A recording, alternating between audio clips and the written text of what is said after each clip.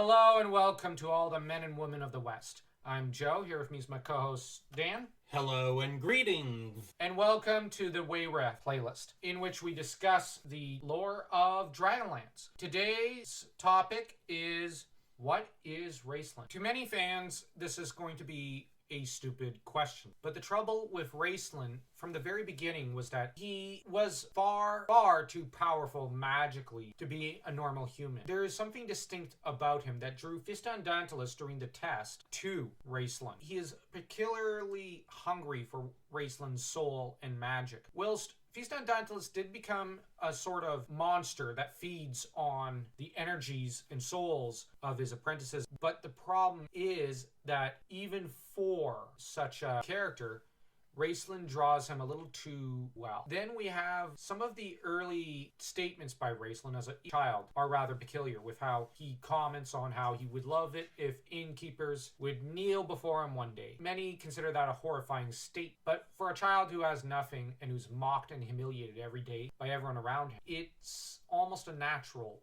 feeling to want to be better than others. On the other hand, there's something prescient in the statement, something more. His mentor, Antimedes, feels the hand of destiny upon him with this boy. And what's also interesting about Raistlin is how he calls to himself, to his presence, the three gods of magic. On page 101 of Soulforge, come to him not exactly in their full glory, but they come to him in a vision. I won't get into too much of the details involved in the vision because you have to read the book to really see it. But it's interesting how on this page, and Raistlin ends up replying to a question asked of him by Lunitari. You pray to us, yet many speak our names with their lips only, not their hearts. Do you truly believe in us?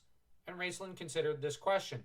You came to me, didn't you? Now, the interesting thing is, he drew three gods to his own presence. They could not resist coming to him. This is fascinating because there's never a case like this in Dragonlance history. Before or after of the gods just simply almost obeying the command of a mortal who says, come to me. And they come to him. And to bear in mind, he is a child when he does. Now, in Dragons of Autumn Twilight, it's noteworthy that Raistlin spends a great deal of time with Paladin. And Raistlin is really the one who's closest to him, whom interacts with him and knows who he is, with Fizban in turn taking a deep interest in him. So much so that at the end of Dragons of Spring Dawning, Fizban says, He is himself and he is not.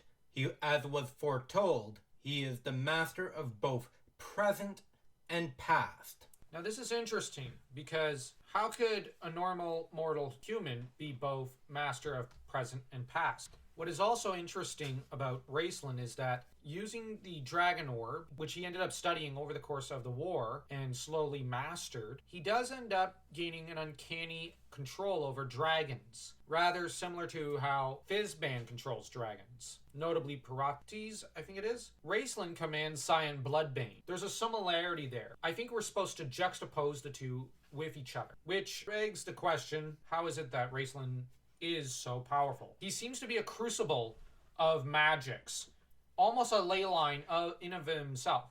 But Dragonlance does not function with ley lines. And even then, it wouldn't make sense for the ley line to be a physical human being. So how is it that a family that has never exhibited any potential in magic suddenly had the most powerful magical being who could kill the Queen of Darkness in the mortal realm? A feat that, mind you, only Huma demonstrated the skill and the ability to accomplish with Paladin's assistance. But Raistlin would have ended up doing it on his own, with no assistance. How? The title that Fizban gave Raistlin there is not something that a deity would say about any mortal being. Even powerful mages wouldn't get such a name. Fistandantalis is called the master of the past. And when Raistlin ends up conquering him, he becomes the master of present and past. Raistlin should not have the ability to kill Fistandantalis and absorb him, but he does. And that's really where there's a bit of a problem. How is it that he's so powerful?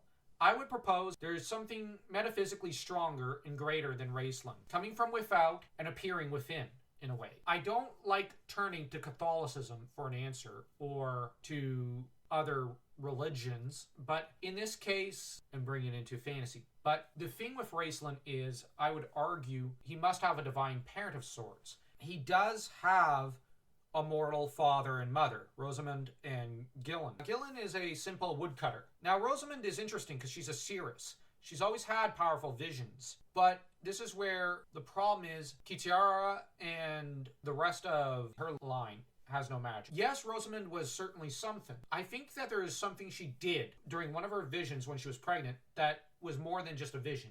She latched on to some sort of energy outside of Krynn and drew it into herself in a way. Now, she was probably already pregnant. I think that it must have been a divine being who was drawn to her and had some foreknowledge of what was to come. The only beings I could think of are the various gods. Now, the problem is the gods of evil are not terribly intelligent, and they don't have foresight. They lack all semblance of it throughout the series, except for Sargonis. But he's not terribly magical himself, so that knocks off the gods of evil, or darkness, I should say. You have the gods of good and light. Only Majere might be one of them that I'd say might be a possible metaphysical father. But the trouble is, Majere, this would require him to actually take an interest in anything. You have the gods of neutrality, notably Gillian. But the trouble is that in Brothers in Arms, the sequel to Soulforge, Raistlin is described as a possible lover of Lunitari of sorts, or someone she might fancy. This is a powerful statement, and it means that Lunitari does not look upon Raistlin as her brother, but as a possible lover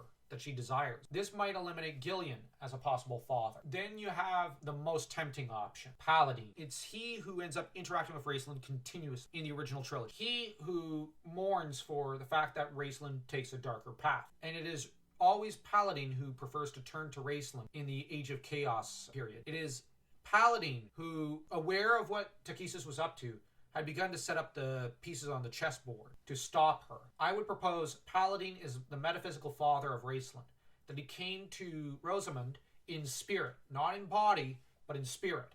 He is not biologically the father of Raistlin, but spiritually, he's the direct parent. That said, there's a bit of a Christian theme going there, which would fit given that the authors were Christian. Weiss and Hickman both are. And we're delving into a fantasy world. So there is some element of the authors that will impact it. And the metaphysical aspect here is very important because, well, Raistlin's all about the metaphysics. His very energy draws deities to him. His very knowledge of the past, present, and future surpasses even at times that of Feast on Tantalus. So I think that there's still a strong connection between him and Paladin. How come Caramon doesn't exhibit any of this? Well, I think it's only because one of the twins got affected. I don't want to use the term infected, but was touched by Paladin in the womb. And this would fit with Paladin prepping his weapons against Takhisis. As you mentioned, the foresight. But there's also the bond of friendship that Paladin immediately grows with Raistlin. He dubs Raistlin his friend, a title only held by Tass. But at the same time, Raistlin doesn't exactly behave like the best of friends. But Raistlin himself states he doesn't really want to fight Paladin. Part of him has deep respect and even affection for the god of light. This bond, I suspect, is almost that of a father and a son, because Raistlin, earlier in Dragons of Autumn Twilight, after they break free from that cage, ends up being the one who always takes Paladin's hand.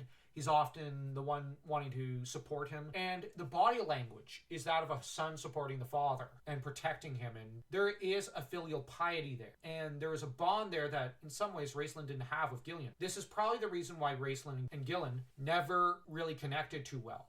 Because, yes, physically they are father and son.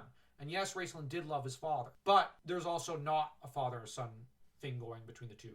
Metaphysically, Raistlin is not Gillen's son. He is Paladin's. So this kind of makes the bonds far more complex. This does also show in the compassion the two have for downtrodden. For example, Raistlin's compassion towards for Boo Boo and the Gully Dwarf. Yes, and Paladin's for Tass the Kender and just about everyone he runs into who are downtrodden, like you said. And this shared quality, there's a lot more qualities that they share.